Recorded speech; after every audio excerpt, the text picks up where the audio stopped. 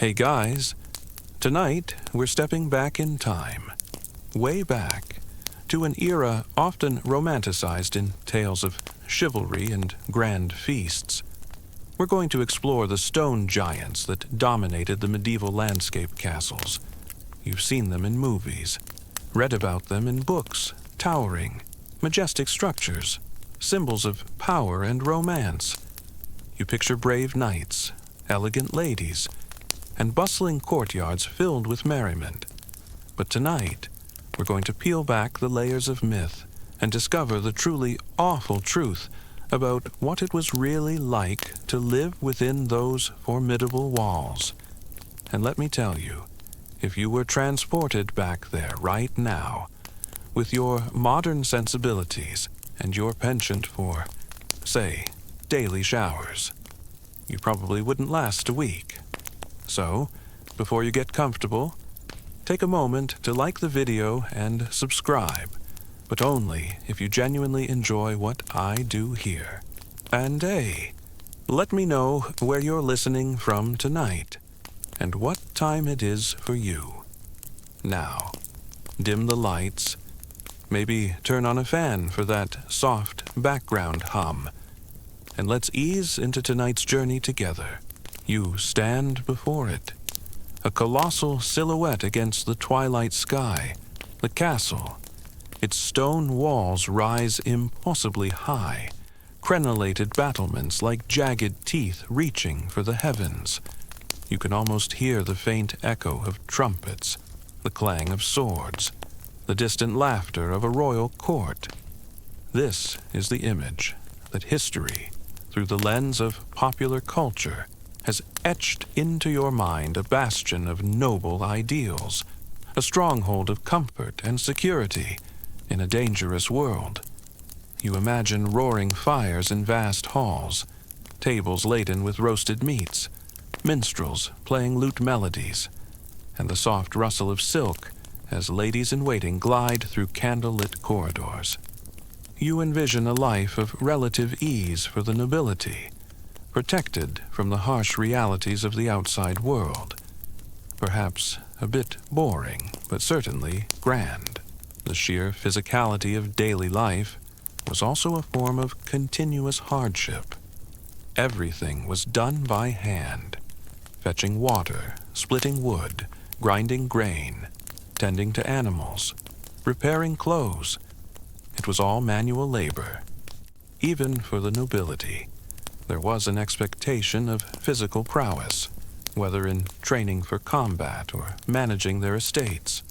Your modern conveniences, from washing machines to central heating, shield you from the constant physical exertion that was simply a given in medieval castle life. But as you draw closer, a subtle shift occurs. The air, once seemingly crisp and clean in your imagination, begins to carry a faint, unfamiliar scent. It's not unpleasant yet, just different. A mix of damp earth, wood smoke, and something else, something vaguely animalistic. The imposing gatehouse looms, its portcullis a menacing grid of iron teeth, and the drawbridge groans slightly as you approach. You notice the rough-hewn nature of the stone. Not the perfectly smooth blocks of modern architecture, but irregular, hand-cut pieces fitted together with a skill that speaks of immense, back-breaking labor. So, as you draw back from the imagined living quarters of a medieval castle, the final vestiges of romantic illusion dissipate. You're left with a cold, smoky, often uncomfortable reality, where privacy was non-existent. Warmth was elusive, and the potential for severe punishment was a constant backdrop. The castle was a marvel of defensive architecture, but a stark and unyielding home, a place where survival often trumped any notion of comfort or humane treatment. You might find yourself breathing a sigh of relief to be back in your own, much warmer, much safer, and infinitely more private space. You cross the threshold, and the illusion begins to crack. the immediate impression is one of overwhelming chill. Even in summer, the thick stone walls absorb the heat of the day only reluctantly, and the evenings bring a pervasive dampness that seeps into your bones. The grand courtyard, which you pictured bustling with activity, is instead a muddy expanse, churned by the hooves of horses and the boots of countless feet. The sounds are different too, not the melodic strains of a lute, but the squawk of chickens, the distant bleating of sheep, the sharp bark of a dog, and the constant low murmur of human voices. It's a working environment, not a stage for romantic dramas. You've explored the chill, the smells, the dubious cuisine, the brutal warfare, and the stark, living conditions within the medieval castle. But who actually built these colossal structures? Who toiled day after day, year after year, to transform raw stone and timber into these towering symbols of power? The awful truth is that behind every magnificent archway and every formidable wall lay the untold story of the unsung workforce, the laborers, the masons, the carpenters, and countless others whose lives were a testament to back-breaking toil, and often immense suffering. Your eyes adjust to the dim light, filtering through narrow arrow slits and small, unglazed windows. Forget the expansive, light-filled rooms you're used to. Here, even the great hall feels cavernous and shadowed, its high ceilings disappearing into gloom. The air inside is heavy, thick with the lingering scent of wood smoke from the central hearth, mingled with the earthy smell of unwashed bodies, stale food, and something else that makes your nose wrinkle instinctively. A pungent, unmistakable odor of human and animal waste. This is the first, undeniable truth. Medieval castles, for all their architectural majesty, were not designed for comfort or cleanliness. They were fortresses, built for defense, and every design choice, from the narrow windows to the lack of internal plumbing, prioritized security over sanitation. Imagine yourself as one of these workers. Your day begins before dawn, often with a meager meal of bread and watery ale.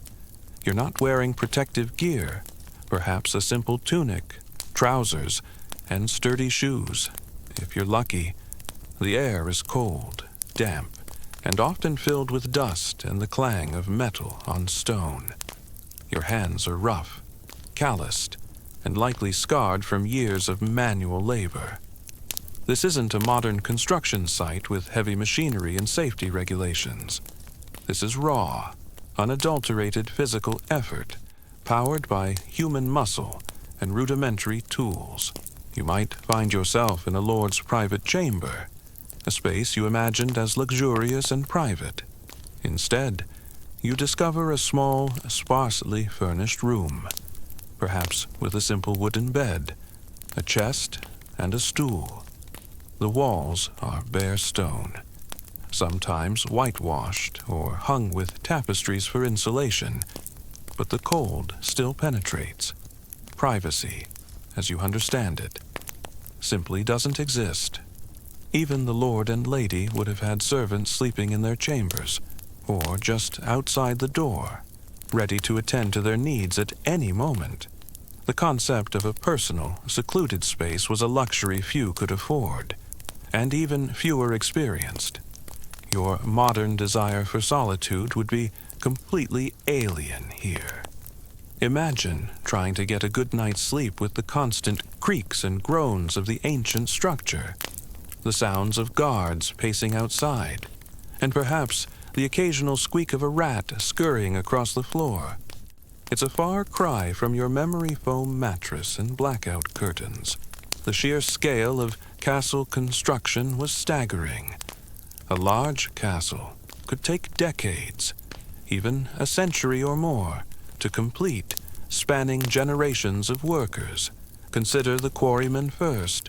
You'd be deep in a stone quarry, often miles from the castle site. wielding heavy picks and hammers, chipping away at solid rock. Imagine the dust, the noise, the ever-present danger of falling rock or collapsing tunnels. Once extracted, these massive blocks of stone had to be shaped. This was the work of the masons, the highly skilled artisans of the medieval world. They would use chisels and mallets to meticulously cut, smooth, and dress each stone, ensuring it fit perfectly with its neighbors. A slight miscalculation could compromise the structural integrity of an entire wall. It's like assembling a giant, incredibly heavy jigsaw puzzle. But if you get a piece wrong, a section of wall could just come crashing down. And speaking of rats, they are an ever-present reality. The castle, with its stored grains, its food scraps, and its general lack of meticulous cleaning, is a paradise for vermin. You might hear them scratching in the walls at night, or see them darting across the floor in the dim light.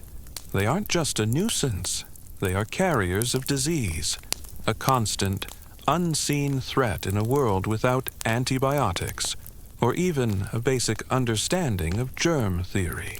Transporting these enormous stones was a monumental task. Without cranes or motorized vehicles, it relied entirely on human and animal power. You'd be part of a team, hauling massive blocks on sledges or carts pulled by oxen across often rough and muddy terrain. Imagine the strain on your back, the aching muscles, the constant risk of injury. A single slip could mean a crushed limb or worse. It puts your daily commute in perspective, doesn't it? Now, let's talk about the truly awful part, the hygiene, or rather, the distinct lack thereof. Your modern sensibilities, accustomed to hot running water, flush toilets, and daily showers, would be utterly horrified. The most common form of latrine in a medieval castle was the garderobe. You might picture a quaint little room, but the reality is far less charming. A garderobe was essentially a small projection from the castle wall, with a hole in the floor leading directly down into the moat or a cesspit below. The stench, especially on a warm day, would have been pervasive, wafting up into the castle and mingling with all the other smells. And while some historians suggest that the ammonia from the urine helped to cleanse the air, or at least was thought to, the primary function was simply waste disposal, with little regard for the comfort or nasal passages of those nearby. Once at the site, the stones had to be lifted into place. This was done using simple pulleys, levers, and treadmills powered by human muscle. Imagine dozens of men inside a giant wooden wheel, walking endlessly to raise a single stone. The work was repetitive, exhausting, and incredibly dangerous. Falls from scaffolding, crushed fingers, and serious injuries from falling tools or stones were commonplace. There was no workers' compensation, no emergency medical team waiting to rush you to a hospital. An injury often meant the end of your working life, and likely a descent into poverty. It's a common historical fact that medieval people did not bathe with the same frequency or thoroughness as we do today. For many, a full bath might be a rare event, perhaps once a month, or even less often, especially in winter when heating large quantities of water was a monumental task. Instead, people would wash by wiping themselves down with damp cloths, often using scented herbs or oils to mask body odor. Imagine living in close quarters with dozens, if not hundreds, of people, all adhering to this limited bathing regimen. The collective aroma would be robust, to say the least. You might find yourself constantly adjusting your breathing, trying to avoid a full lungful of the castle's unique bouquet. It's enough to make you appreciate your morning shower like never before. Carpenters were equally vital. They constructed the intricate wooden frameworks for roofs, floors, doors, and the crucial scaffolding that surrounded the rising walls. Their work required immense skill, precision, and a deep understanding of timber. They would fell trees, often massive oaks, and then painstakingly shape them into beams and planks using axes, saws, and adzes. The entire structure of a medieval castle, for all its stone, relied heavily on its wooden skeleton. One unique detail about garderobes, often overlooked, is that they were sometimes used for purposes other than their primary function, because the air flowing through the shaft was often cool and dry. People would hang clothes, particularly woolens, down the shaft to air them out, believing the ammonia fumes would help to repel fleas and other pests.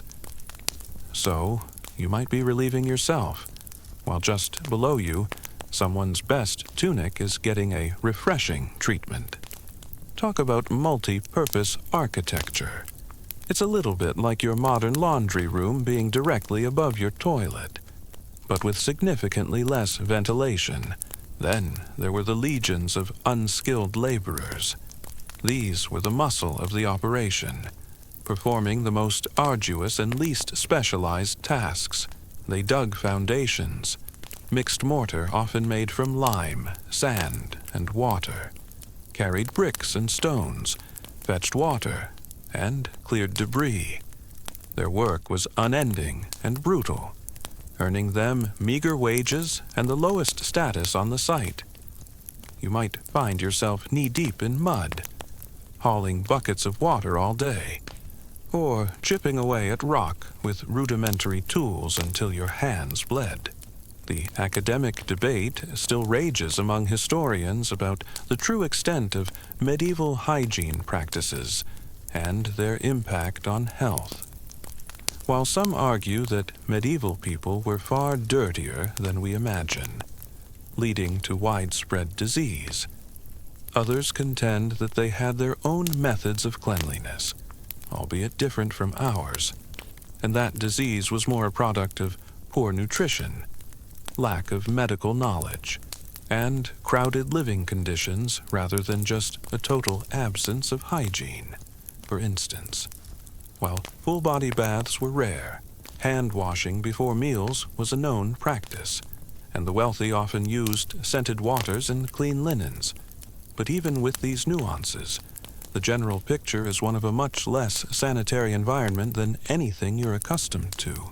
One common historical fact is that castle construction was often financed through feudal obligations or direct taxation of the local populace.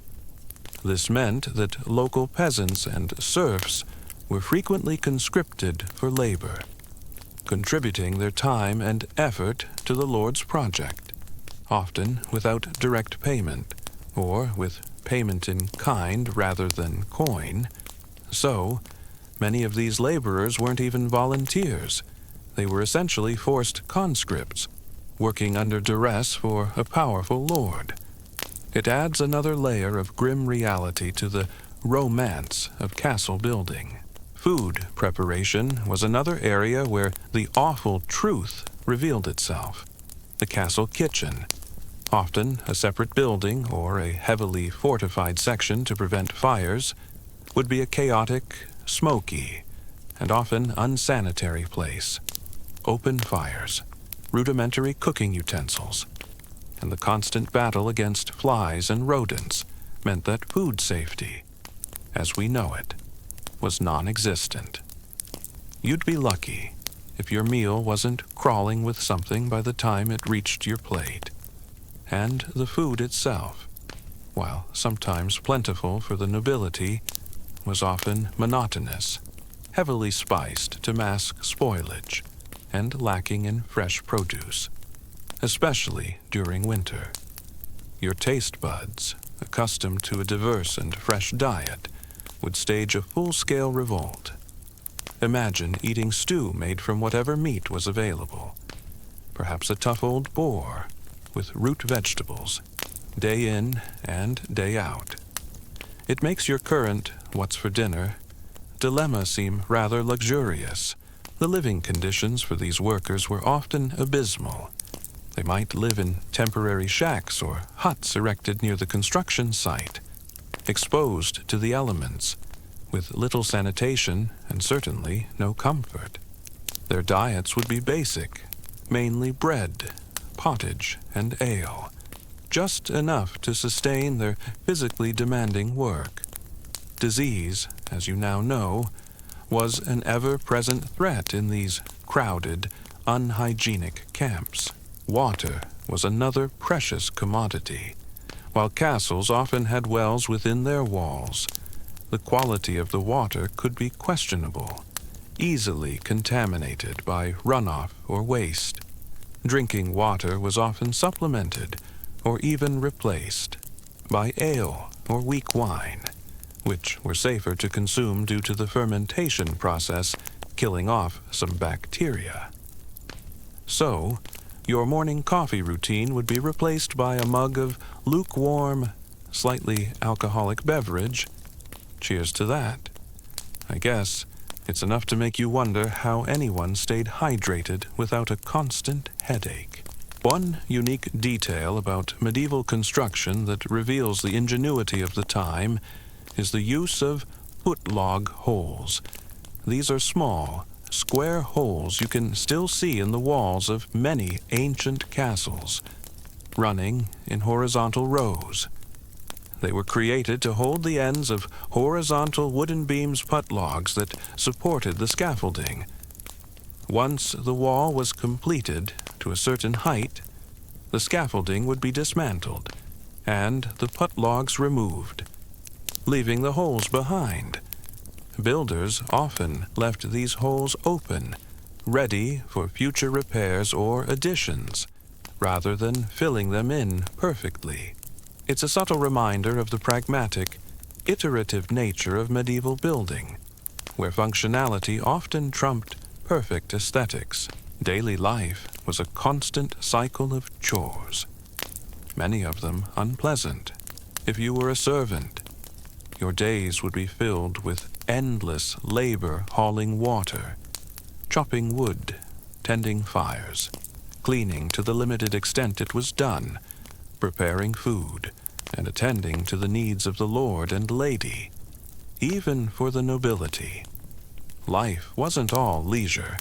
They had responsibilities managing the estate, administering justice, training for warfare, and participating in political intrigues. There was no Netflix and chill in medieval times.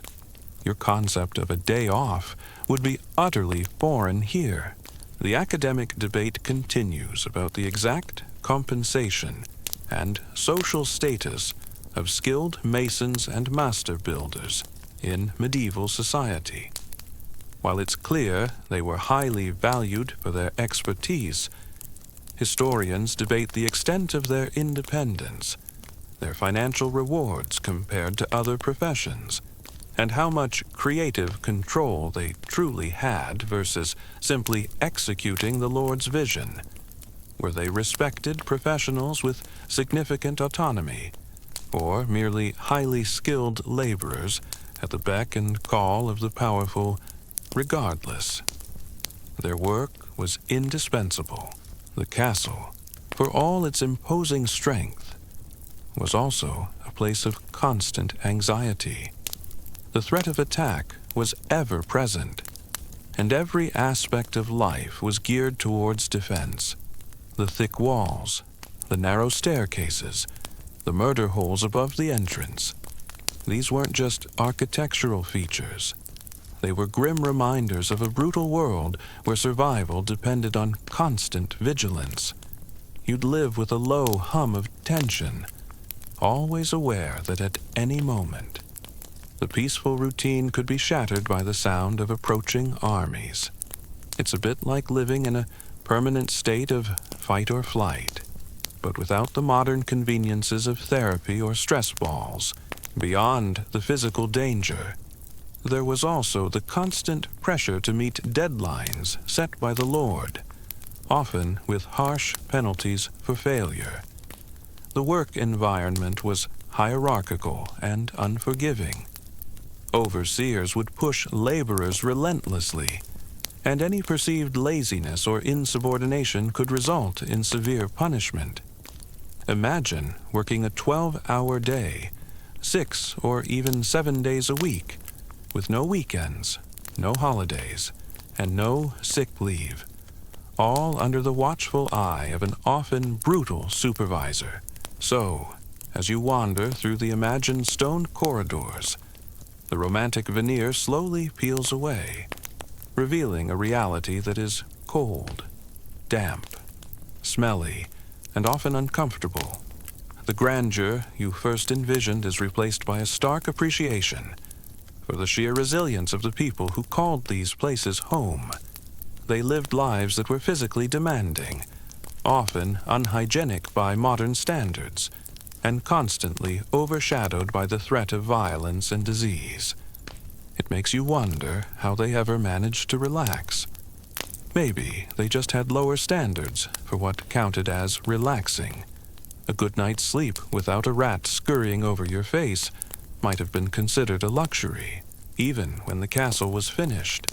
The work didn't stop. There was constant maintenance, repairs from weather damage or wear and tear, and often extensions or modifications. The castle was a living, breathing entity that required perpetual upkeep, meaning a continuous need for skilled craftsmen and manual laborers. So, the construction industry was always booming, at least for those who could endure its rigors. You've gotten a taste of the castle's inherent discomfort, that lingering chill, the pervasive dampness, and the distinct aromatic profile that clings to every stone. But what did a typical day actually look like for the people trapped, or rather, living within these formidable walls?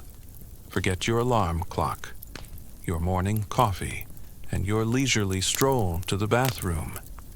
Life here dictated a rhythm far more attuned to the sun, the needs of the castle, and the demands of survival. The awful truth about medieval castle builders is that their magnificent achievements were forged through immense human suffering and relentless toil. Their lives were short, brutal, and often ended in injury or disease. Yet, without their dedication, their strength, and their skills, these stone giants would never have risen from the earth. The next time you gaze upon a medieval castle, remember not just the knights and ladies, but the countless, nameless hands that built it, stone by painstaking stone, brick by painful brick. Their legacy is literally carved in stone, but their stories are often untold. Even daily interactions could carry an undercurrent of potential cruelty. The lord of the castle held immense power, often acting as judge, jury, and executioner for those within his domain. Disobedience, theft, or perceived insolence could result in swift and severe punishment, from fines and public humiliation to mutilation or even death. There was no independent judiciary, no appeal process in the modern sense. Your fate rested entirely in the hands of the Lord and his temperament. It makes you incredibly grateful for due process and human rights, doesn't it? You've witnessed the monumental effort required to build these stone behemoths, and the harsh realities of daily life within their walls.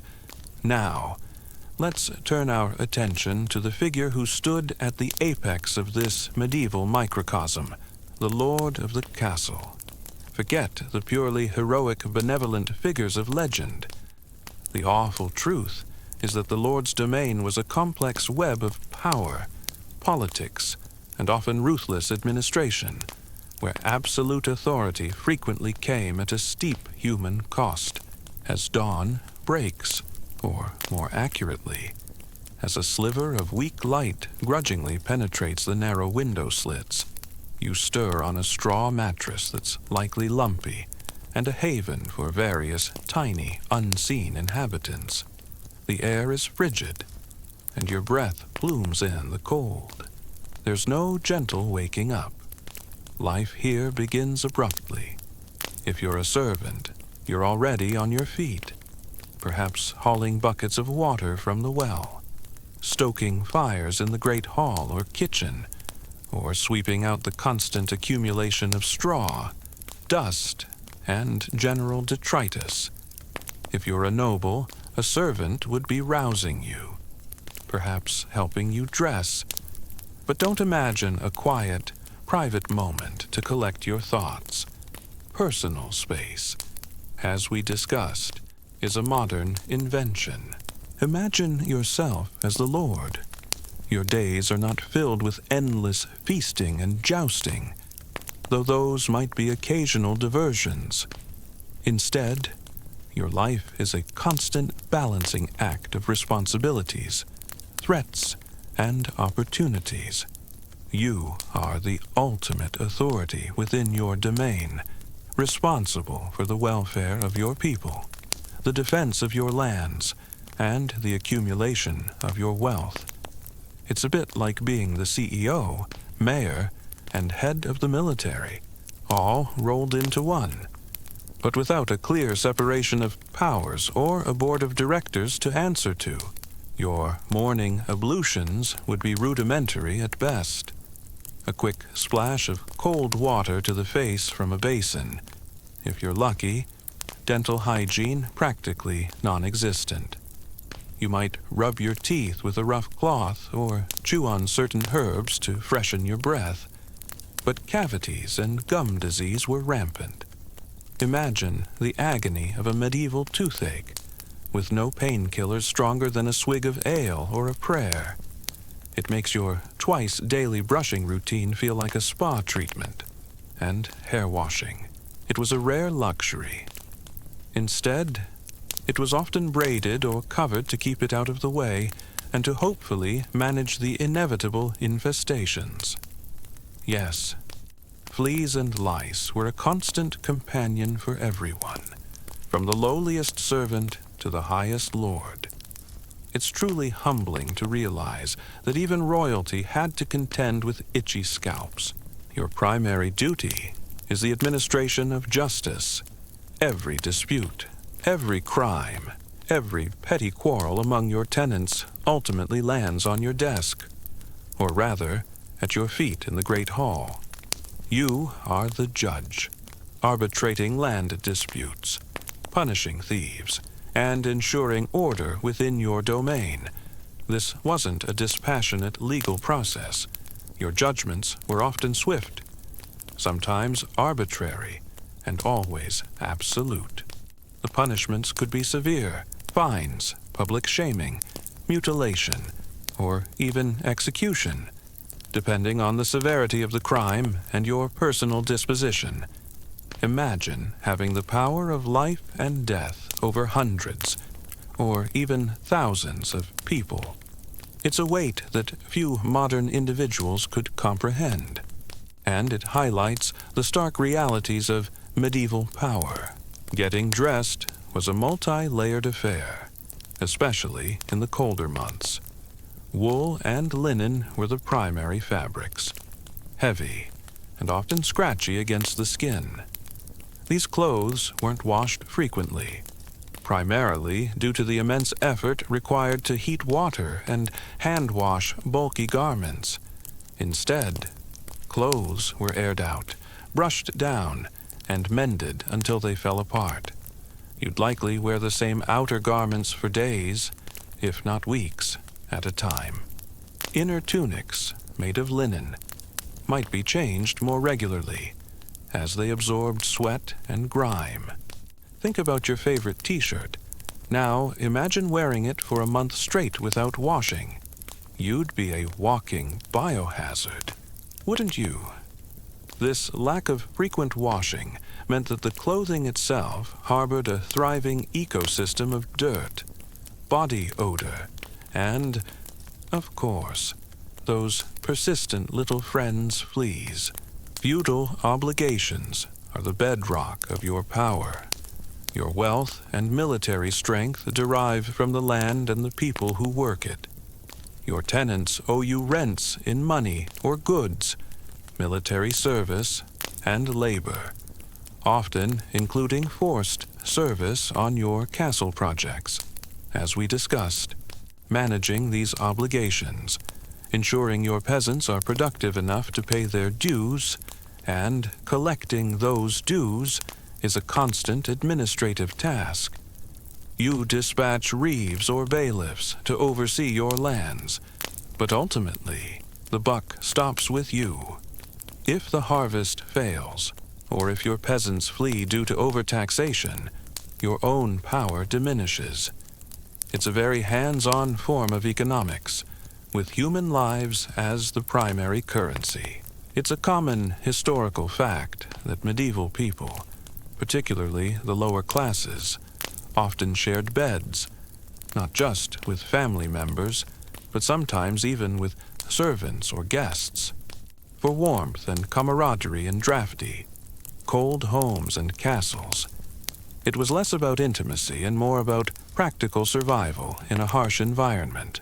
So, when you think about a medieval noble's bedchamber, don't picture a private sanctuary, but more of a dormitory, albeit a slightly more luxurious one. You might even find yourself sharing a bed with someone you barely knew. A great way to bond, I suppose, or a great way to discover new itching sensations. Your castle is not just a home, it's a military base. You must maintain a garrison of soldiers, knights, men-at-arms, archers, ensuring they are well trained, equipped, and loyal. This requires constant expenditure and vigilance. You must be prepared for attacks from rival lords, bandits, or even rebellious peasants. The threat of violence, both internal and external, is always present. You conduct drills, inspect weapons, and ensure your defenses are in good order. You are a warlord as much as a landlord, and your castle is your strategic hub. The issue of water was paramount, and it dictated much of daily life. Castles relied heavily on wells, often located within the inner bailey, or on cisterns collecting rainwater. The water, while seemingly fresh from the well, was highly susceptible to contamination. Runoff from the muddy courtyard, animal waste, and the seepage from nearby cesspits or garderobes could all seep into the groundwater. So, while you might draw water for drinking, cooking, and limited washing, you were always playing a game of Russian roulette with unseen pathogens. This is why ale and weak wine were so popular. The fermentation process killed off many of the harmful bacteria, making them a safer alternative to untreated water. You'd be hard-pressed to find a clean glass of water, let alone a refreshing one, that met your modern standards. Politics is a ceaseless game, played within and beyond your walls. You must navigate alliances and rivalries with neighboring lords, maintain a delicate balance with your own vassals, and, perhaps, curry favor with the king or a more powerful overlord. Marriages are arranged for political gain, not love. Children are pawns in a dynastic game, their futures determined by strategic alliances. Betrayal and intrigue are ever-present dangers. You might find yourself hosting a visiting dignitary, all smiles and courtesies, while secretly plotting their downfall, or suspecting them of plotting yours. It's like a permanent, high-stakes chess match, but if you lose your head. Waste management, beyond the privies, was another challenge. Kitchen waste, bones, food scraps, and general refuse often ended up in large middens, rubbish heaps, either within the castle grounds or just outside the walls. These heaps would attract swarms of flies, rats, and other scavengers, acting as breeding grounds for disease. Animal waste from the stables and the courtyard animals would add to the general muck, especially in wet weather, turning courtyards into slippery, malodorous quagmires. Imagine trying to navigate a muddy, manure-filled courtyard in the rain, while trying to avoid stepping in something truly unspeakable. It's less Game of Thrones and more Walking Dead, but with less gore and more mud. One common historical fact is that the lord of the castle often held absolute judicial authority within his domain. Unlike modern states with centralized legal systems, medieval justice was highly localized. The lord served as the supreme court, exercising the power to try, convict, and punish or acquit his subjects. This power was a key component of feudalism, binding people directly to their lord and reinforcing his dominance. And the pests, the pests, they weren't just an occasional nuisance. They were an integral part of the castle ecosystem. Rats scurried through storerooms, devouring grain and spreading disease. Mice nibbled at anything left exposed. Fleas and lice thrived in clothing, bedding, and human hair, causing constant itching and serving as vectors for illnesses like typhus. Flies buzzed everywhere, drawn to the animal waste and food scraps, landing on every surface and potentially contaminating every meal. There was no pest control beyond trapping, rudimentary fumigation with herbs, or simply enduring their presence. You would constantly feel something crawling on you, a persistent reminder that you shared your living space with a thriving insect and rodent population. It's like a permanent, low-level horror movie playing out on your skin. The daily administration involved a surprisingly complex household. You'd have a steward to manage your finances and estate, a constable to oversee your military forces, a chaplain for spiritual matters and literacy, and a host of lesser servants for everything from cooking and cleaning to caring for your horses and hounds. Managing this large household, ensuring everyone performed their duties, and resolving internal squabbles was another constant chore. Imagine running a large, dysfunctional family business where everyone lives under the same roof and relies entirely on you. Life in a medieval castle was a constant dance with disease.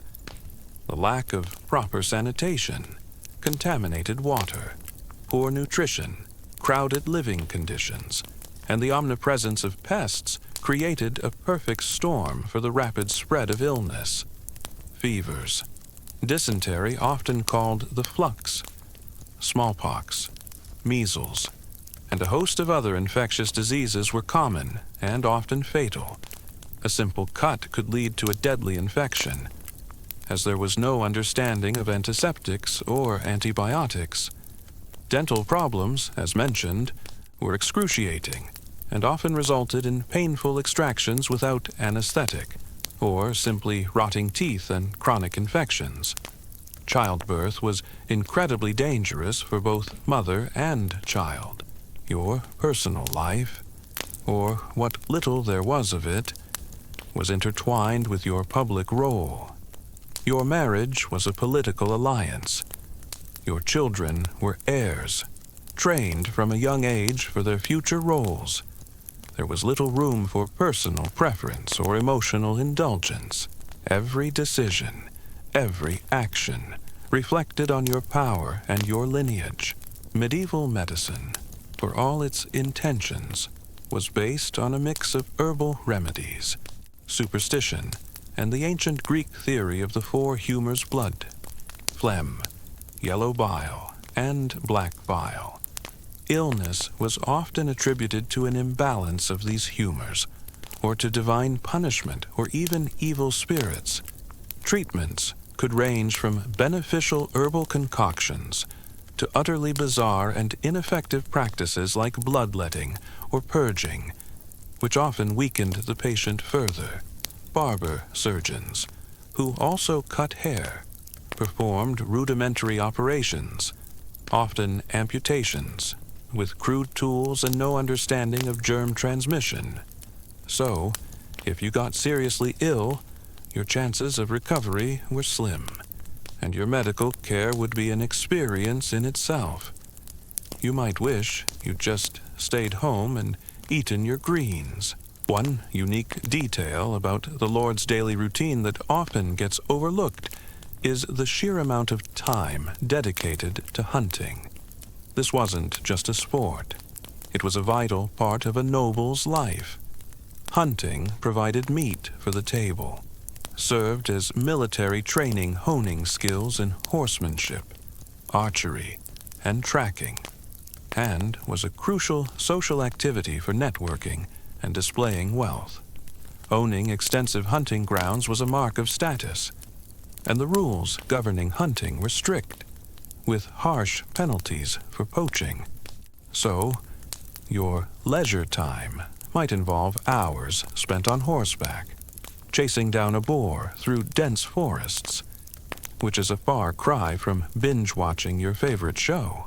One unique detail from medieval daily life involves flea furs, while largely anecdotal and debated by historians. The idea was that wealthy women might wear small, defleed animal pelts, like ermine or sable, around their necks or on their laps. The theory was that the fleas would be attracted to the fur and leave the person's body, allowing them to be shaken off and killed. Whether this was truly effective or just a fashionable attempt at pest control, it highlights the constant struggle with these tiny, irritating creatures. It's a rather inventive, if slightly gross solution to an everyday problem. The academic debate continues on the exact extent of the Lord's direct involvement in the day-to-day administration versus delegating power to his officials. While some historians argue that highly effective lords were deeply immersed in the details of their estates, others suggest that many preferred to delegate and focused more on military and political strategy, often relying on their stewards and bailiffs for the minutiae of governance. How much was hands-on management, and how much was simply issuing orders from the Great Hall? The answer likely varied greatly from lord to lord. The academic debate still exists around the exact impact of diet and specific living conditions on the lifespan and general health of medieval populations. While it's clear life was tough, historians debate the extent to which a generally less refined diet and different hygiene practices contributed directly to lower life expectancies compared to other factors like warfare, accidents, and a lack of sophisticated medical interventions. Was it the direct cause, or just another contributing factor in a harsh existence? Regardless, the simple fact remains you wouldn't want to rely on medieval dentistry or their equivalent of a flu shot. Beyond the formal duties, there was the constant pressure of maintaining appearances. A lord had to project an image of power, wealth, and authority to deter rivals and inspire loyalty. This meant grand banquets when possible, expensive clothing, a retinue of armed men, and a strong, well-maintained castle. Any sign of weakness could invite aggression. It's like a never-ending public relations campaign, where your very survival depends on projecting the right image. Seasonal changes brought their own set of challenges.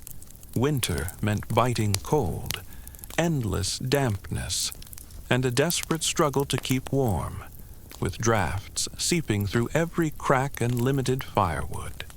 food supplies dwindled, and fresh produce became non-existent. Summers brought a different kind of misery. The smells intensified in the heat. Flies proliferated, and the risk of dysentery and other waterborne diseases increased dramatically. There was no air conditioning, no refrigeration, and no escape from the elements. You were constantly at the mercy of nature's whims, which, in a stone castle, often felt like nature was actively trying to make you uncomfortable. So, as you step back from the imagined throne of the medieval castle lord, the grandiosity of the position is tempered by the overwhelming burden of responsibility and the ever-present threat of violence and political intrigue. It was a life of constant vigilance, hard decisions, and often ruthless actions, all for the sake of power and survival in a brutal world. You might appreciate the relative peace and order of modern governance, where responsibilities are hopefully more distributed, and justice, however imperfect, isn't solely dependent on the whims of one powerful individual. So, as you continue your imagined journey through the medieval castle, the romance of the initial image fades even further. You're left with a profound sense of the grit and endurance required just to exist.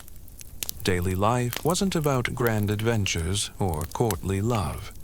It was about managing odors, fending off pests, enduring the cold, and praying you didn't catch the latest deadly fever. It truly gives you a whole new appreciation for your modern plumbing, your refrigerator, and that little bottle of hand sanitizer in your bag. You've delved into the strategic mind of the castle lord and the endless toil of the builders. Now, let's confront perhaps one of the most vividly awful truths about medieval castle life for your modern sensibilities, the grim reality of fashion, folly, and filth. Forget the pristine, flowing gowns and gleaming armor often depicted. Medieval appearances were a far cry from Hollywood glamour, and the lack of proper hygiene played a profound, often disgusting, role. Having navigated the rather pungent realities of medieval hygiene and the constant battle against invisible microbes, you're probably wondering, what did they actually eat in these formidable stone structures? Forget everything you've seen in movies about lavish banquets overflowing with roasted swans and endless goblets of wine. The awful truth about medieval castle sustenance is far less glamorous, more monotonous, and often dictated by necessity rather than culinary delight. Imagine yourself strolling through the castle courtyard, or perhaps attending a gathering in the great hall. The immediate impression is one of textures and muted colors, but also an inescapable aroma. The clothes are made primarily of wool, linen, and some silk for the very wealthy. They are heavy, often multi-layered, and designed for warmth and durability rather than lightness or frequent washing. You'd notice the rough texture of the wool, the way it absorbs smells, and the general lack of crispness that you associate with freshly laundered garments. Your first exposure to a castle kitchen would be an assault on the senses. Imagine a cavernous, smoky room, often detached from the main castle to mitigate fire risk, with massive open hearths where enormous cauldrons bubble. The air is thick with smoke, the smell of roasting meat if you're lucky, boiling vegetables, and the constant underlying scent of grease and wood ash. There's no gleaming stainless steel, no temperature controls, and certainly no health inspector. Food preparation was a chaotic, hot, and often unhygienic affair, managed by a team of cooks and scullions working with rudimentary tools. You'd likely see raw meat hanging, flies buzzing, and perhaps a dog or two wandering freely, hoping for scraps. It really makes you appreciate your clean, organized kitchen, doesn't it? Bathing, as we touched upon earlier, was a rare luxury. For most, a full body bath might happen a few times a year, often in a wooden tub filled with heated water, a monumental effort in itself. Daily washing was limited to hands and face. This meant that body odor was a constant companion for everyone. Imagine a crowded room filled with dozens of people who haven't had a proper bath in weeks or months, all wearing unwashed woolens. The combined effect would be memorable, to say the least. It's enough to make you instinctively hold your breath, isn't it? For the nobility, the diet, while more varied than for the common folk, was still surprisingly limited by modern standards. Their meals revolved around meat, lots of it. Beef, pork, mutton, and poultry were staples, often roasted on spits over open fires or boiled into thick stews. Game, like venison, boar, and various birds, supplemented their diet, providing a sense of luxury and demonstrating their hunting prowess. Fish was consumed on fast days Wednesdays, Fridays, Saturdays, and throughout Lent, when meat was forbidden by the church. This could range from freshwater catches from castle moats or rivers to salted or dried sea fish that had been preserved for transport. Vegetables were primarily root vegetables like carrots, parsnips, and turnips, along with cabbages and onions, all of which could be stored for long periods. Fresh greens were rare, especially in winter, and typically came from small castle gardens in warmer months. Fruits, when available, were usually apples, pears, and berries. Again, highly seasonal. The lack of variety in fresh produce meant that nutritional deficiencies were common, even among the wealthy. You wouldn't find a vibrant salad bar or a tropical fruit smoothie here. Your daily dose of vitamins would be a struggle. Bread was the absolute cornerstone of the medieval diet for everyone. For the nobility, it might be made from finer, sifted wheat flour, resulting in a whiter loaf. For everyone else, it was coarse, dark bread made from rye, barley, or oats, often mixed with bran or even dried peas to stretch the flour supply. Bread was not just food, it was a utensil, used to scoop up stews or serve as trenchers, edible plates upon which meat was placed. After the meal, these trenchers, soaked in gravy, would often be given to the poor or to the dogs. So, not only was your plate edible, but it was also biodegradable. Take that. Modern composting initiatives. Hair care was rudimentary. Hair was rarely washed with soap, which was a harsh substance, often made from lye and animal fat, used more for laundry than personal hygiene. Instead, hair might be dry cleaned by combing through it with fine-toothed combs and rubbing in scented powders or herbs to absorb grease and mask odors. For women, hair was almost always covered by veils or elaborate headwear once married, both for modesty and practicality, to keep it clean, or at least out of the way. Men often kept their hair shorter or wore hoods.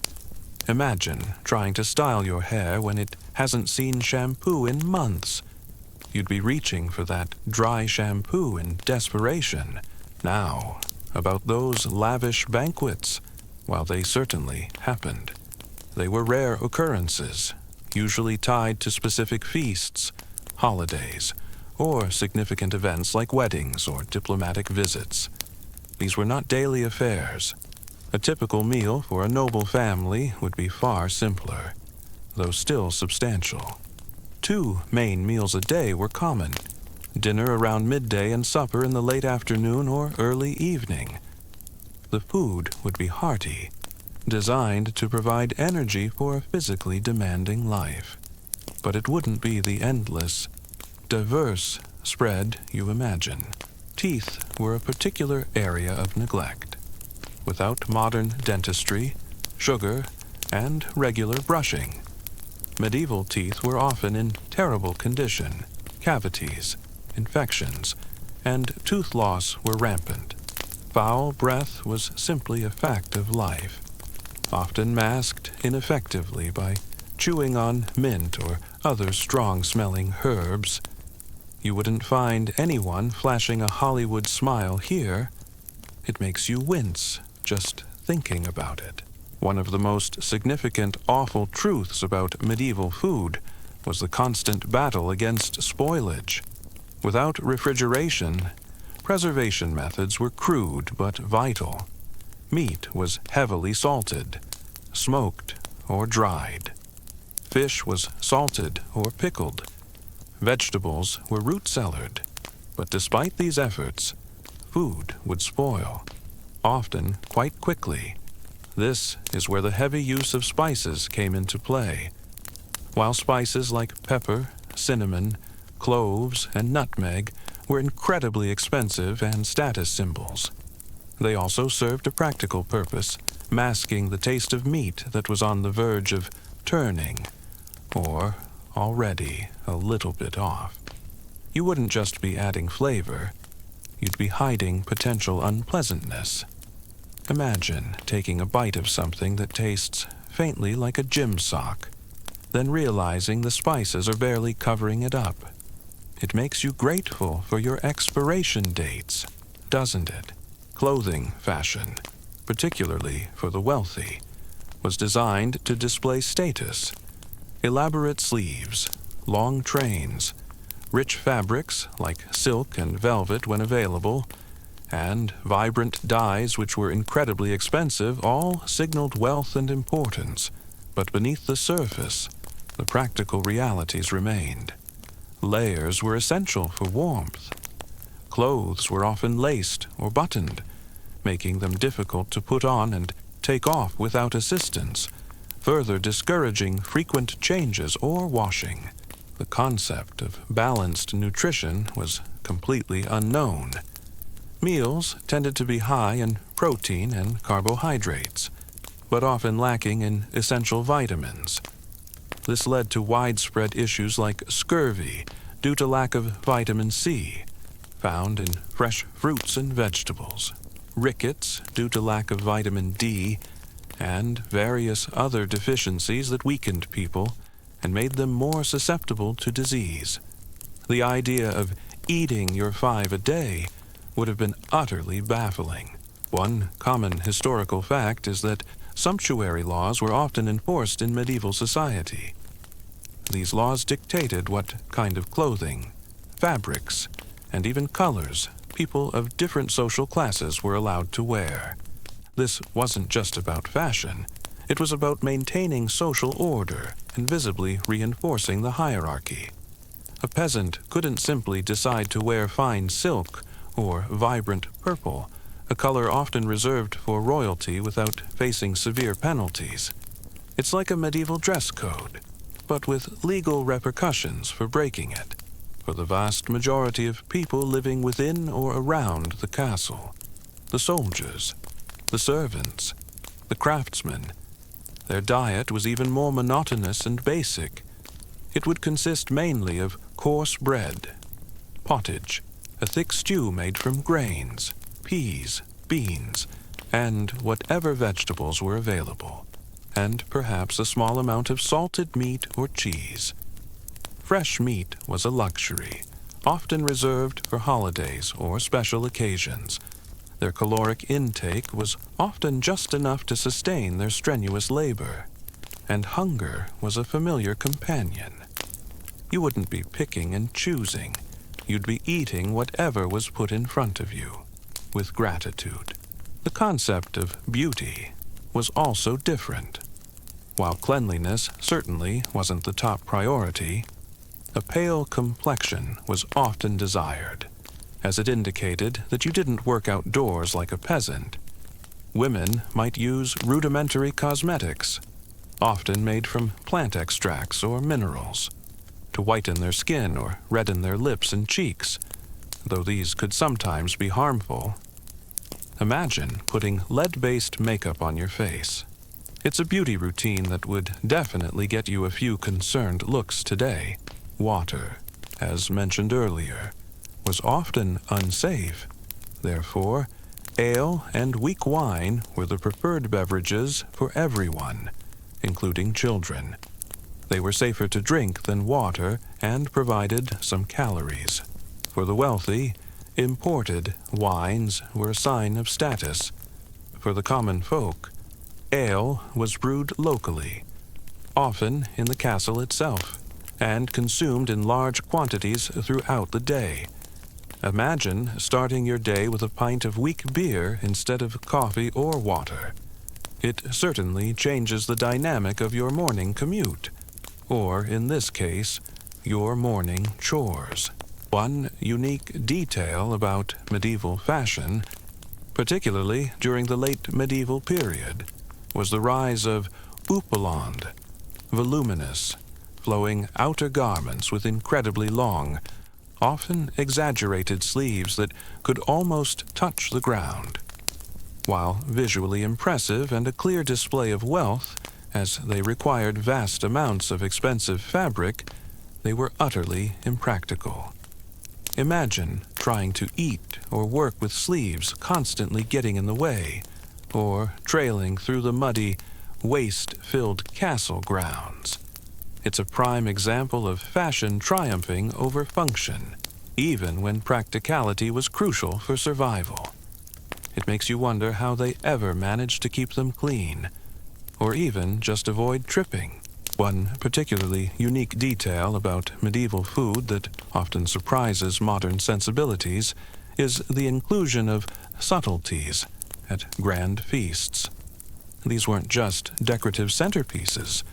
They were elaborate, often edible sculptures made from marzipan, sugar, or even roasted and reassembled animals, dyed and decorated to represent castles, mythical creatures, or scenes from mythology. They were purely for show, a display of the host's wealth and the chef's skill, and rarely actually eaten. So, while you might see a beautiful roasted peacock with its feathers reattached, it was more likely a magnificent prop than a main course for consumption. It's like creating a gourmet meal purely for an Instagram photo, and then throwing it away. The academic debate still exists around the exact understanding of personal hygiene and its relation to health in medieval minds. While we know they lacked germ theory, historians debate whether their practices, crude as they seem to us, were seen as sufficient for their time, or if there was a constant, unspoken battle against perceived uncleanliness that simply lacked the tools for success. Were they truly oblivious, or simply doing the best they could with limited resources and knowledge? Regardless, you wouldn't want to share a public towel with them. The academic debate still swirls around the precise caloric intake and nutritional value of medieval diets across different social classes. While we have records of what was consumed, the exact quantities, the quality of preparation, and the actual bioavailability of nutrients are still subjects of scholarly discussion. Historians often debate whether medieval diets were truly as deficient as they appear to modern eyes, or if the sheer volume of certain staples like bread and ale compensated for some of the apparent lacks. What's clear, however, is that dining in a medieval castle was a far cry from your carefully curated, balanced meal plan. So, as you mentally shed your modern, freshly laundered clothes and imagine donning the heavy, unwashed garments of a medieval castle dweller, you begin to grasp the full extent of the awful truth about appearances. It was a world of persistent odors, constant itching, and compromised aesthetics, where practicality and status often overshadowed any notion of pristine cleanliness. Your appreciation for deodorant, shampoo, and fresh cotton takes on a whole new level of depth. So, the next time you picture a medieval feast, remember the reality. The smoky kitchens, the often spoiled food, the limited variety, and the constant threat of stomach upset. The grand illusion of medieval dining quickly fades when faced with the truth of daily sustenance in those stone giants. You'd be looking forward to a crisp apple like it was a gourmet dessert. You've now experienced the grimy, uncomfortable, and often brutal realities of medieval castle life, from its construction to its governance and even its personal hygiene. So, with all that hardship, what did people in these stone fortresses do for entertainment and escapism? The awful truth is that fun in the medieval castle was a far cry from your modern leisure activities, often intertwined with daily necessities, social rituals, and a certain degree of grim endurance. You've now experienced the chill, the smell, and the rather unappetizing food of a medieval castle. But these fortresses weren't built for comfort or gourmet dining. They were built for survival, for defense, and for the brutal reality of warfare. And here, the awful truth truly reveals its sharpest edges. Forget the romanticized clashes of chivalrous knights you see in movies. Medieval siege warfare was a protracted, agonizing, and incredibly brutal affair. Imagine a long, dark winter evening in the great hall. The wind howls outside, rattling the shutters, and the only warmth comes from the central hearth, casting flickering shadows on the stone walls. There's no electricity, no internet, no television, no endless streaming services. Your options for amusement are severely limited, and often involve communal activities that might feel incredibly dull or repetitive by modern standards. Imagine yourself standing on the battlements, the wind whipping at your face. But it's not the chill that raises goosebumps. It's the sight beyond the walls. A vast, sprawling enemy camp, stretching as far as the eye can see, like a malignant growth on the landscape. The air is thick with the dust of thousands of men and horses, the smell of their campfires, and the unmistakable gut-wrenching tension that precedes a storm. This isn't a quick skirmish. This is a siege, a test of endurance, cunning, and sheer willpower, where the stakes are life or a slow, agonizing death. One of the most common forms of entertainment was storytelling and music. A minstrel or scop might be employed by the lord to recite epic poems, tales of chivalry, or historical sagas.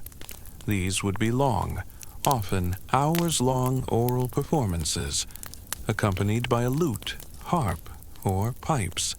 Imagine listening to someone narrate a story for an entire evening, with no visual aids and no quick cuts. While captivating in their time, your modern attention span, accustomed to rapid-fire media, might find it a test of patience. It's like listening to an audiobook, but the reader is live and occasionally out of tune. The primary objective of any attacking army was to breach the castle walls or starve its inhabitants into submission. To achieve the former, they brought out the heavy hitters' siege engines. You might picture a simple battering ram, but the reality was far more terrifying. Massive trebuchets, towering wooden behemoths, would hurl enormous stones. Diseased animal carcasses, or even the severed heads of enemies over the walls, each thud against the stone, each shattering impact, would send vibrations through the very ground beneath your feet, a constant, nerve-wracking reminder of the relentless assault.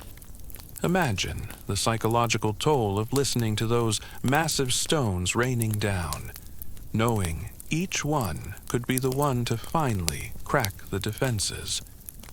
It's like a never-ending game of dodgeball, but with boulders. Feasting, though not a daily occurrence, was certainly a major form of entertainment when it happened. As we discussed, the food might not have been gourmet, but the sheer abundance, the ale and wine flowing freely, and the social interaction made these events significant. Jesters or fools might provide comic relief, performing acrobatics or telling crude jokes. There would be singing, dancing, often lively and communal, and perhaps even crude theatrical performances or mummings. These were noisy, boisterous affairs, a chance to let loose from the daily grind. But remember, the cleanliness standards were still medieval, so imagine the smells and general mess that accompanied such revelry. Then there were the battering rams, often protected by wheeled shelters, slowly but inexorably pounding against the gates or weakest sections of the wall. Miners would dig tunnels beneath the walls, shoring them up with timber, then setting the timber alight, hoping to collapse sections of the foundation and bring down a tower. The defenders, in turn, would countermine, hoping to meet the attackers underground and engage in desperate, claustrophobic battles in the dark. It was a subterranean war, fought with picks and swords in absolute blackness, where the collapse of a tunnel meant a horrific, buried death. Games were simple, but popular. Chess and backgammon, brought from the Islamic world, were enjoyed by the nobility, offering intellectual challenges. Dice games, though often associated with gambling, provided quick amusement for children. Wooden toys, dolls, and simple outdoor games like tag or hide-and-seek were common. But there were no elaborate board games with intricate rules, no video games with stunning graphics. Your concept of game night would be utterly foreign. From your vantage point on the battlements, you'd be part of the defense. You'd load crossbows, which, unlike bows, could pierce armor with surprising force, or operate ballistae, essentially giant crossbows firing huge bolts or spears. You'd pour boiling water, hot sand, or even molten lead down from murder holes above the gates onto any unfortunate souls trying to breach the entrance. And yes, the hot sand was preferred for a reason. It would seep into every crevice of their armor, scalding them from the inside out. A truly awful way to go. Forget the clean, quick deaths of Hollywood. Medieval warfare was designed to be agonizing for the nobility. Hunting and hawking were paramount forms of recreation, as well as being practical ways to obtain food and train for warfare. Spending hours on horseback, tracking game through the forest with hounds, or patiently training a falcon to catch prey. These were skilled pursuits that provided excitement and a connection to nature. But it wasn't just a leisurely stroll. It could be dangerous and physically demanding, a far cry from a relaxing round of golf. The arrow slits you noticed when you first arrived, they weren't just for show. They were narrow for a reason, providing maximum protection for the archer inside while offering a tiny target to attackers. You'd squeeze yourself into these cramped spaces, peering out at the chaos below, feeling the rush of adrenaline as enemy arrows whizzed past, often lodging themselves in the stone just inches from your head. Every defensive position in a castle, from the turrets to the ramparts, was designed with a ruthless efficiency for killing. Tournaments and jousting were the ultimate spectacle for the elite, though again, infrequent and costly. These events brought together knights from various regions to compete in displays of martial skill. The pageantry was immense, with colorful banners, gleaming armor, and cheering crowds. However, the awful truth is that these were incredibly dangerous events. Serious injury, even death, was a real possibility for the participants. A splintered lance, a fall from a horse, or a blow to the head could end a knight's career, or his life, in an instant. So, while entertaining, it was a brutal spectacle, often ending in real blood and broken bones. It's like watching a wrestling match, but the injuries are absolutely genuine and potentially fatal. One common historical fact is that siege warfare was far more prevalent and decisive than pitched battles in the open field. While romantic tales focus on knights clashing, the reality was that most medieval conflicts revolved around capturing or defending fortified positions. A castle was a symbol of power, a storehouse of wealth, and a strategic point. Controlling it meant controlling the surrounding territory. Therefore, reducing a castle was often the ultimate goal, a slow grind that tested the limits of human endurance on both sides. One common historical fact is that medieval entertainment was heavily influenced by the seasons and agricultural cycles. Winter brought more indoor activities like storytelling and games, while warmer months allowed for outdoor pursuits like hunting, archery practice, and occasional tournaments. Feasts were often tied to harvest festivals or religious holidays, marking distinct shifts in the rhythm of life and available leisure. And if the body odor wasn't enough, you'd also have to contend with the omnipresent problem of fleas and lice. These tiny parasites thrived in the unwashed hair, heavy clothing, and straw bedding. Constant itching was a fact of life. People would scratch themselves openly, even in polite company, because there was little effective way to get rid of the pests. Imagine trying to conduct a serious conversation while discreetly, or not so discreetly, scratching an itchy scalp or picking a louse from your sleeve. It truly makes you appreciate modern insecticides. One common, if slightly grim, medieval joke about fleas was that they were the only creatures in the castle that had a truly balanced diet. Sampling from everyone, religious festivals and pilgrimages also offered a form of escapism for many. Traveling to a holy site, even if it meant hardship on the journey, was a break from the monotony of daily life and a chance to gain spiritual merit.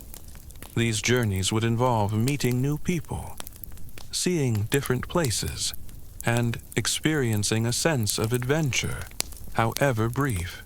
The psychological toll on those within the besieged castle was immense. Supplies would dwindle, food would become scarce and monotonous, and water might be rationed. Disease, as you now know, was rampant, and confined conditions only exacerbated its spread. The constant tension, the fear of the unknown, the gnawing hunger, and the sight of comrades falling to arrows or disease would chip away at morale. Imagine staring out at the same enemy camp for weeks or months on end, knowing that every day brings you closer to either relief or total annihilation. It's like being stuck on the world's longest, most terrifying camping trip, with no escape. For the common folk and servants, their leisure was often intertwined with their duties. Storytelling might happen around the communal fire after a long day's work. Simple games could be played during breaks. Their celebrations were often tied to village festivals or local events, rather than grand castle banquets. Their lives offered fewer opportunities for true escapism. making simple pleasures all the more precious. Sometimes, the most effective weapon wasn't a trebuchet, but disease. Besieging armies would often resort to biological warfare by catapulting diseased animal carcasses or even dead bodies over the castle walls. The intention was to spread plague, dysentery, or other illnesses among the defenders, weakening them from within.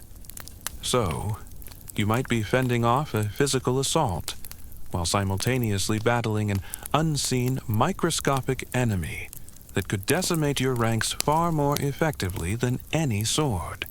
It's truly a gruesome thought that the very air could be a weapon. One unique detail that highlights the medieval blend of entertainment and potential consequence is the role of gambling. Dice and card games were popular forms of entertainment across all social classes, but they often led to heavy gambling.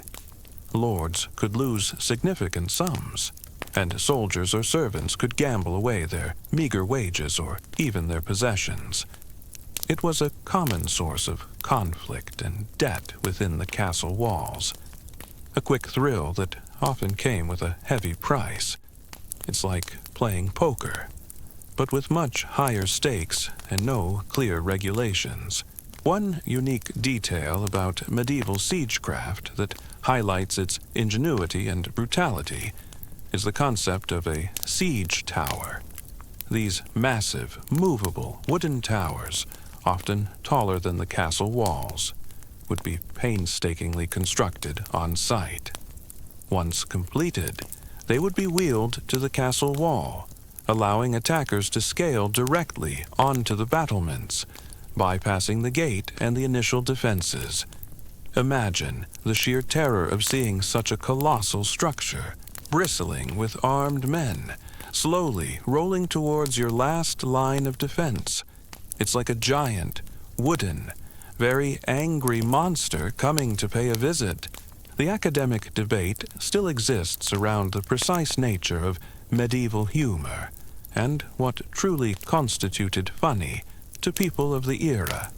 While we have records of jesters and bawdy songs, historians debate how much of it was genuinely amusing across social strata, how much relied on crude physical comedy, and whether modern interpretations truly capture the nuances of medieval wit. Was it sophisticated satire or merely slapstick? What's clear is that laughter was a vital coping mechanism in a difficult world. The academic debate still rages about the precise effectiveness of certain siege tactics. For instance, historians still argue whether specific instances of biological warfare with diseased bodies were truly effective in spreading plague, or if the conditions of a siege crowding, poor sanitation were already so conducive to disease that the catapulted bodies merely added to an existing problem. Was it a deliberate, successful tactic, or more of a psychological scare tactic that accidentally contributed to wider disease? Regardless, it certainly wouldn't have been pleasant to deal with. So, as you ponder the concept of medieval entertainment, cast aside your notions of passive consumption and individualized leisure. Instead, picture communal, often physically demanding activities, interspersed with simple games and the shared experience of storytelling. It was a form of escapism born of necessity, designed to alleviate the grinding hardship of daily life, and often carrying its own set of dangers or discomforts. You might find yourself longing for the simple peace of your couch and a remote control. If the walls were breached, or if starvation finally set in, the outcome was grim. Surrender often meant that the garrison would be spared, perhaps ransomed, but sometimes, if the siege had been particularly long or bloody, the attacking army might show no quarter. You might face a desperate last stand, hand-to-hand combat in the narrow corridors and stairwells, where every inch was fought for with brutal ferocity. The sounds of steel on steel, the shouts of men, the screams of the wounded, it would be a cacophony of terror that would haunt your nightmares. If you survived to have them, you've journeyed through the cold, the smells, the meals, the warfare, the daily grind, and even the limited entertainments of medieval castle life, stripping away the layers of romantic illusion. Now, as our journey through these stone giants draws to a close, let's look at their ultimate fate, the castle's slow demise. The awful truth here is that even the most formidable fortresses eventually succumbed not just to conquest, but to the relentless march of time, technology, and changing societal needs, slowly fading from their dominant role. The ultimate goal of medieval warfare wasn't just to win, it was to dominate. A castle, once captured, became a symbol of that dominance, a testament to the might of the victor, and a stark warning to any who might defy them. The awful truth here is that beneath the tales of valor and glory, medieval warfare was a desperate, dirty, and utterly dehumanizing struggle for survival, where technology was crude, consequences were brutal, and the line between defender and attacker blurred into a shared experience of fear and suffering. It makes your modern video games seem rather tame, doesn't it? Imagine yourself standing within the walls of a castle, perhaps one you've already explored. But now, centuries later, the once bustling courtyard is overgrown with weeds. Sections of the wall have crumbled, stones scattered like giants' teeth. The great hall, where banquets once echoed with laughter, is open to the sky. Its roof long since rotted away. The wind whispers through empty window openings, carrying only the ghosts of past lives. This isn't a sudden catastrophe.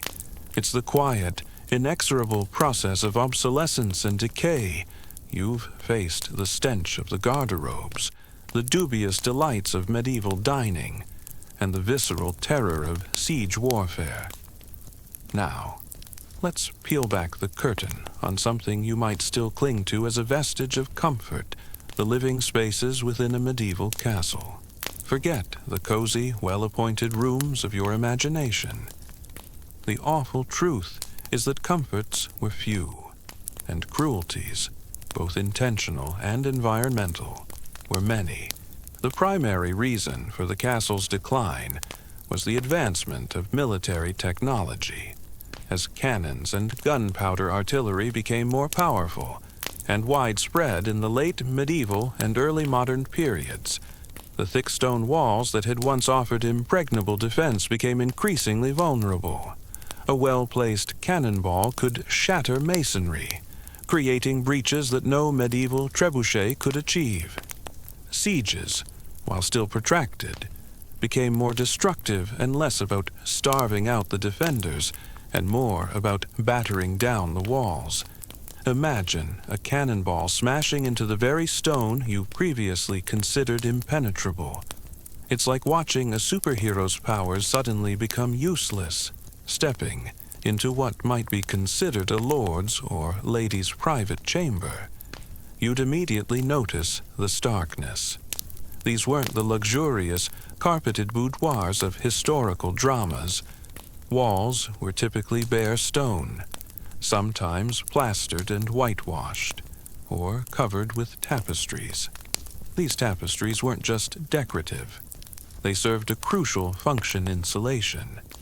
The thick stone walls, while providing immense protection, were dreadful at retaining heat, making the interiors perpetually cold and damp. The tapestries offered a meager barrier against the biting chill that seeped into your bones, even near a fire. Imagine living in a house where your primary insulation is a woven wall hanging. It's a bit like trying to heat your entire modern home with just a single space heater. This meant that castles either had to be dramatically refortified with much thicker, lower walls designed to deflect cannon fire, often incorporating earthworks and more intricate star-shaped designs, or they simply became obsolete as military strongholds. Many were abandoned, left to decay, or repurposed for other uses.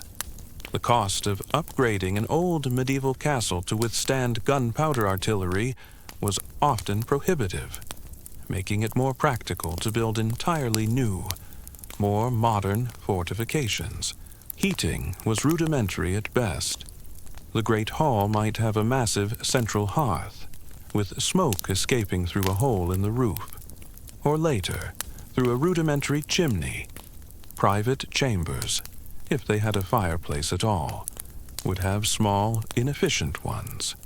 The vast majority of the castle remained unheated, relying on the warmth generated by human bodies, animals, and the occasional brazier. Smoke was a constant companion. Your eyes would often sting, and your throat would feel raw from the perpetual haze of wood smoke, leaving a lingering smell on everything: your clothes, your hair, even your skin. Forget fresh air. Clean air was a luxury unknown. It's like living in a permanent campfire, but without the s'mores. Beyond military changes, shifts in society and governance also played a significant role. As central monarchies grew stronger, less power resided in individual lords and their localized castles. The need for a lord to constantly defend his immediate territory from a rival noble diminished as kings asserted more control and established standing armies. The focus shifted from local strongholds to national defense and centralized power. A powerful king didn't need hundreds of individual castles. He needed strong garrisons in strategic locations and a loyal aristocracy. Lighting was another significant challenge. Daylight was scarce, admitted only through narrow arrow slits or small, unglazed windows, which kept the castle secure, but plunged its interiors into gloom. At night, illumination came from flickering torches, sputtering rushes dipped in animal fat, or expensive beeswax candles for the very wealthy. Imagine trying to read or do fine work by such dim, unreliable light.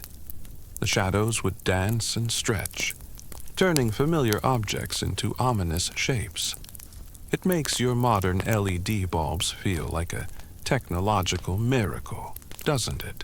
Many castles, rather than being abandoned, were converted into more comfortable residences.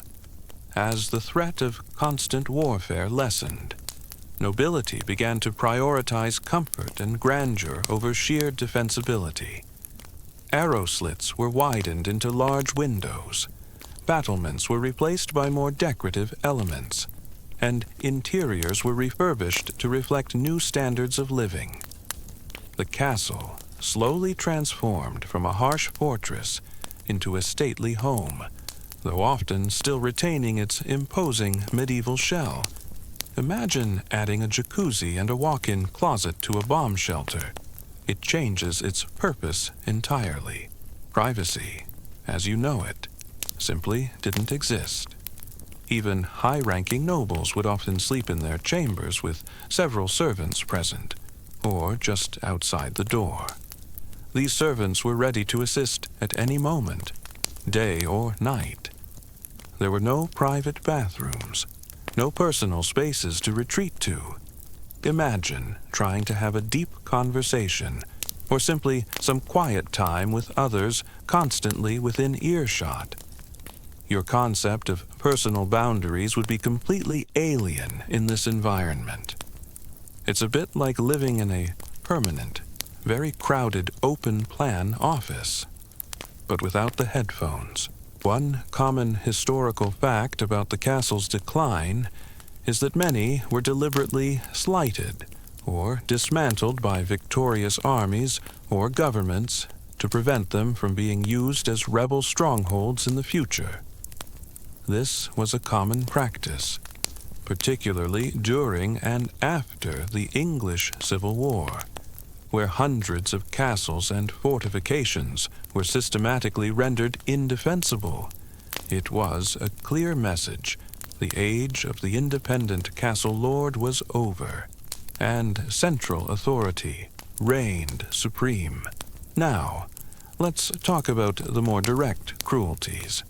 While castles provided protection from external enemies, they could also be places of harsh justice and severe punishment. The dungeon, a word that immediately conjures images of suffering, was a very real part of many castles. These were not always the deep, subterranean pits you imagine from fantasy novels, though some certainly were.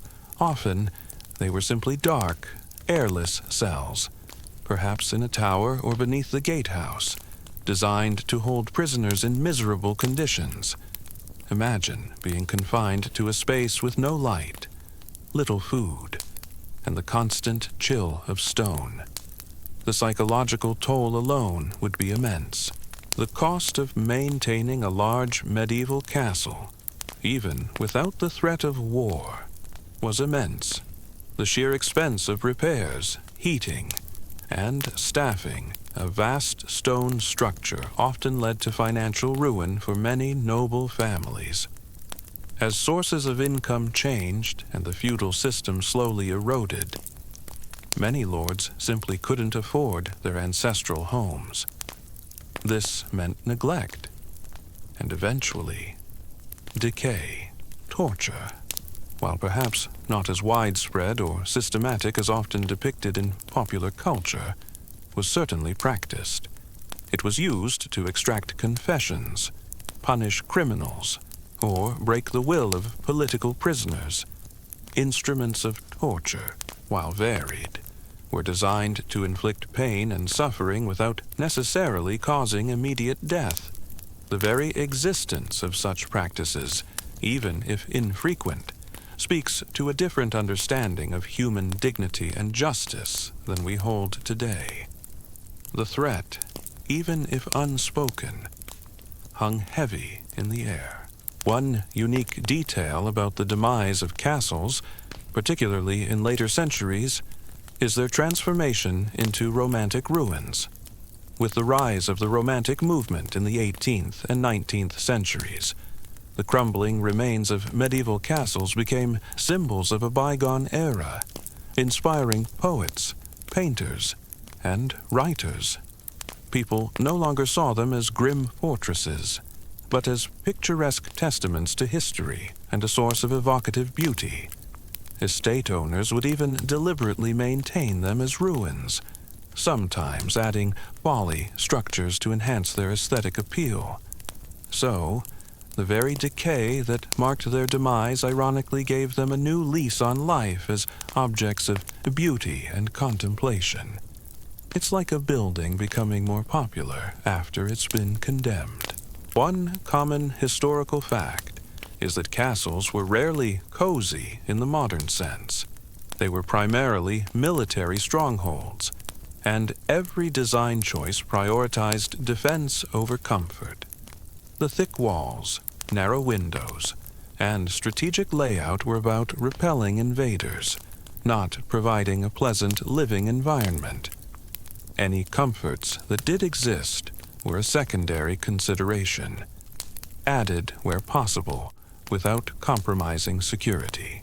The academic debate still exists around the precise timeline and primary drivers of the castle's decline. While gunpowder is undoubtedly a major factor, historians also debate the relative importance of changing social structures, political centralization, and evolving aristocratic taste in contributing to the obsolescence of the classic medieval castle. Was it a single decisive technological shift, or a gradual, multifaceted societal evolution? The truth is likely a complex interplay of all these factors. Another unique detail about castle life that highlights its pragmatic brutality is the concept of castle guard duty. This wasn't just a voluntary watch, it was often a feudal obligation. Knights, lesser nobles, and even freemen would be required to spend a certain number of days or weeks each year serving in the castle garrison, away from their own lands and families. This was a form of tax or rent, paid in service rather than coin, and it was a grueling, monotonous, and dangerous duty. Imagine being away from home, living in cramped conditions, constantly on alert, and having to perform guard duty in all weather conditions, knowing that any lapse could mean disaster. It really puts a damper on your concept of holiday pay today. As you look upon the weathered remains of a medieval castle, you're not just seeing old stones, you're seeing the echoes of a brutal but fascinating era. These structures, once vital centers of power and survival, now stand as silent witnesses to centuries of human history, triumphs, tragedies, and the relentless march of progress. They remind us that even the most formidable creations of humankind are ultimately subject to the whims of time and the ingenuity of successive generations, and perhaps they offer a final, quiet truth that nothing, not even a seemingly impenetrable stone castle, lasts forever. The academic debate continues among historians regarding the precise nature and frequency of torture in medieval castles and its role within the broader legal system, while popular imagination often paints a picture of widespread, casual cruelty. Scholars debate whether torture was a routine investigative tool or a more extreme measure reserved for severe crimes or political prisoners, and how much it was regulated by law versus being left to the discretion of local lords. What is clear, however, is that the legal and ethical frameworks were vastly different from our own, allowing for practices that we would consider abhorrent